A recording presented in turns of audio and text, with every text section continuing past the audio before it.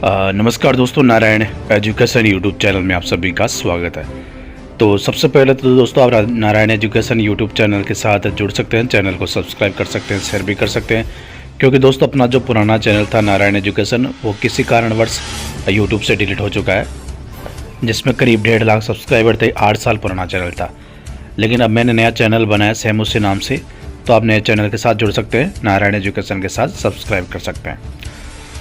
तो यहाँ पर देखिए दोस्तों, सरकार की तरफ से जो घोषणा की गई थी रीट परीक्षा की, उसके बाद शिक्षा मंत्री का लेटेस्ट बयान कल का सामने आ रहा है। कोटा के दौरे पर कल शिक्षा मंत्री थे मदन दिलावर। तो वहाँ पर मीडिया द्वारा सवाल पूछने पर शिक्षा मंत्री ने क्या जवाब दिया विज्ञप्ति और आवेदन प्रक्रिया को लेकर। तो यहाँ पर देखिए, रीट पात्रता विज्ञप्ति को लेकर बोले शिक्षा मंत्री मदन दिलावर।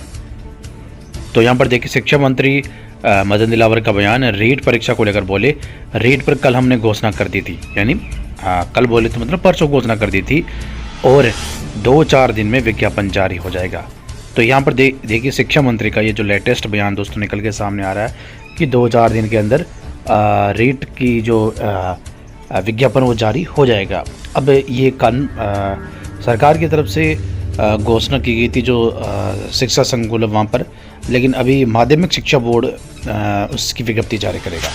और देखिए दोस्तों, कोई सिलेबस में कोई चेंजिंग नहीं होगा, ठीक है, 5 ऑप्शन वाला सिस्टम रहेगा, बाकी ऐसा कुछ चेंज होगा नहीं जिसकी वजह से माध्यमिक शिक्षा बोर्ड को विज्ञप्ति में काफ़ी बदलाव करना पड़े।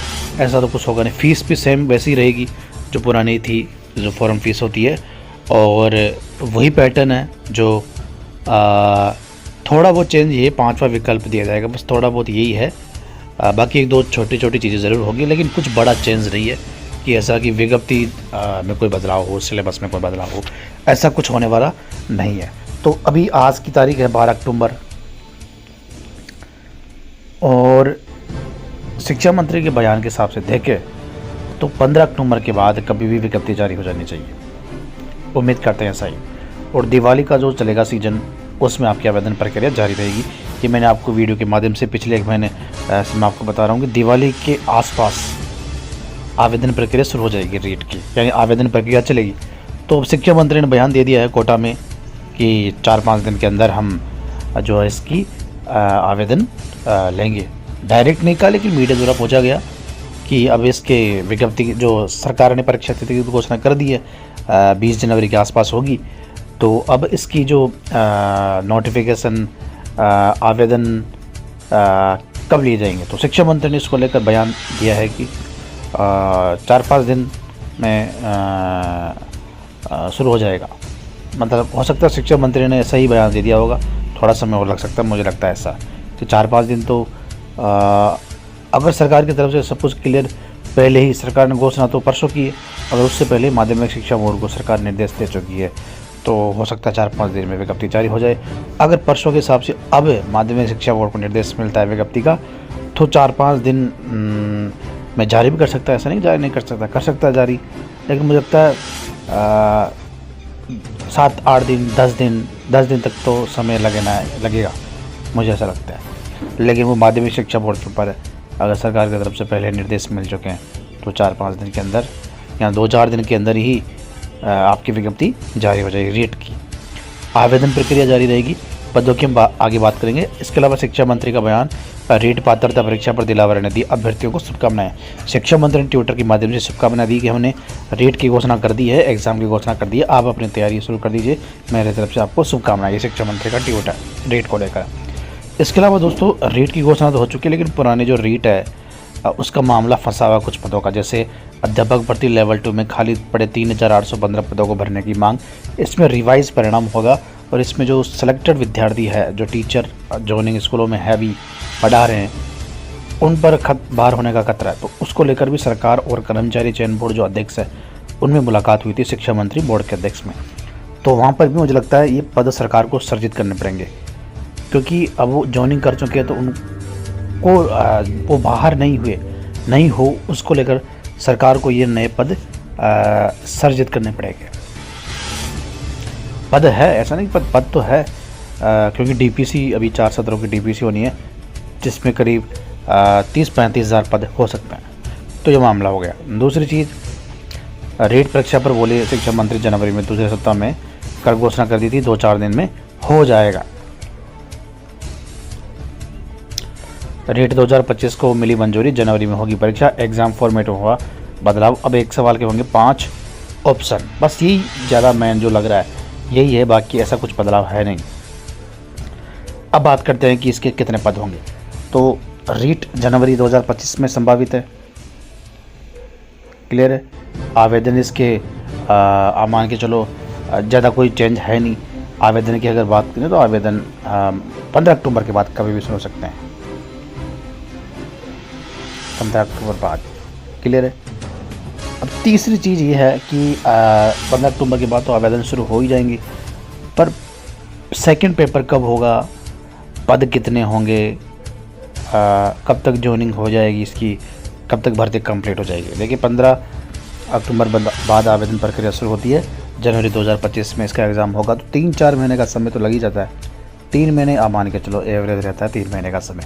परिणाम जारी हो जाएगा बोर्ड द्वारा, तो अगर जनवरी में एग्ज़ाम हो जाता है तो अप्रैल तक मुझे लगता है परिणाम जारी हो जाएगा, अप्रैल तक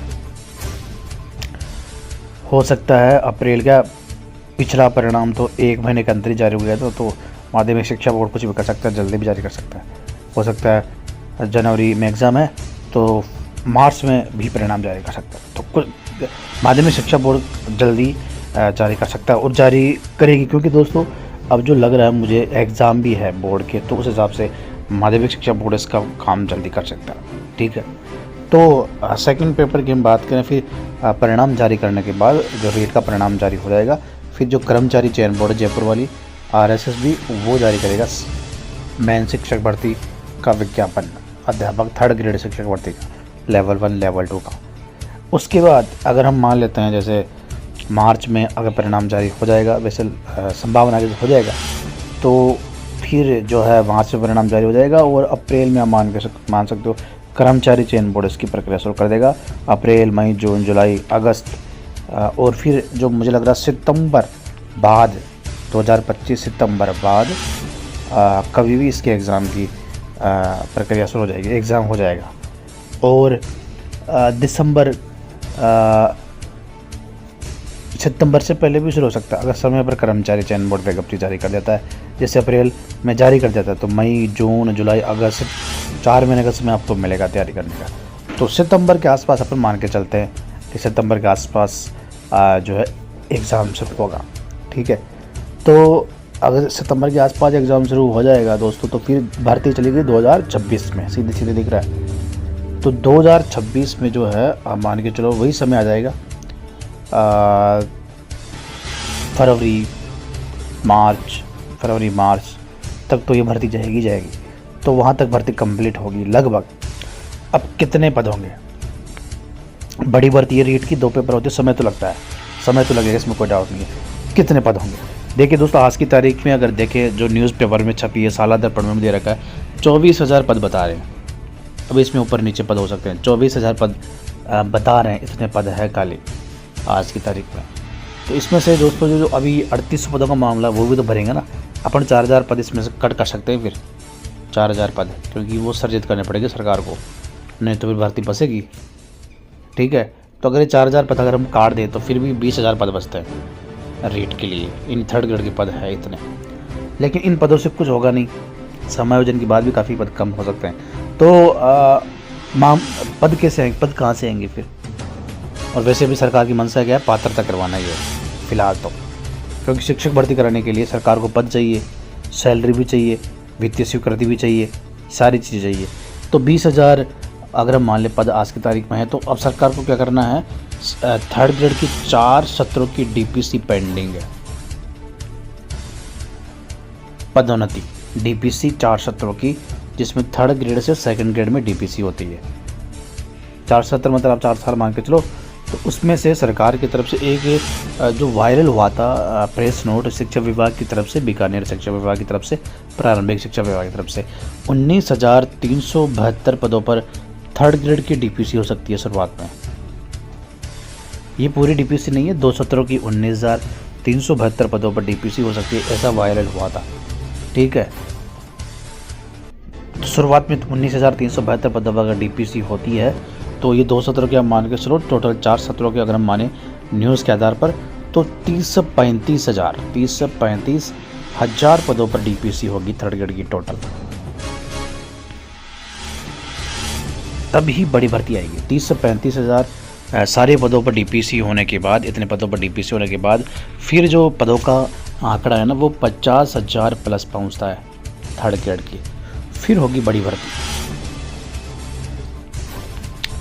अगर 19,372 पदों पर ही डीपीसी होती है शुरुआत में, बाकी डीपीसी भी हो जाएगी थर्ड ग्रेड से पहले, ऐसा नहीं एग्ज़ाम से पहले हो जाएगी, लेकिन इस साल बात करें 19,372 पर होती है तो 20,000 पद पुराने, तो फिर भी करीब आप मान के चलो 38,000 मिनिमम पद रहेंगे थर्ड ग्रेड के, हो जाएंगे इतने पद। तो हो सकता है सरकार 38,000 पदों पर घोषणा कर दे और बाकी पद बाद में बढ़ा दे, तो सेकंड डीपीसी होगी उसके बाद। तो ये चीज़ें हैं, यानी सब कुछ पदों का जो मामला है थर्ड ग्रेड का वो सिर्फ और सिर्फ डीपीसी के ऊपर है। डीपीसी होने के बाद ही थर्ड ग्रेड के जो पद है वो सामने आएंगे। अभी तो सिर्फ और सिर्फ आपको पात्रता परीक्षा में ध्यान देना है, सरकार का भी सिर्फ पात्रता परीक्षा कराना है। शिक्षक भर्ती कब होगी, पद कितने होंगे, वो बाद की बात है। फिलहाल तो कोई पदों की घोषणा सरकार ने की नहीं, वित्तीय स्वीकृति की कोई यहाँ पर कोई ज़रूरत है नहीं। पात्रता एग्ज़ाम है, जैसे सीईटी एग्ज़ाम है वैसे रीट है, तो आप रीट की तैयारी करो। रीट का एग्ज़ाम जब आएगा नज़दीक तब देखते हैं कि सरकार घोषणा कर दे, लेकिन संभावना कम लग रही है कि डीपीसी से पहले पदों का सरकार बता दे आंकड़ा कि कितने पद होंगे। डीपीसी होने के बाद ही पद आएंगे। ठीक है।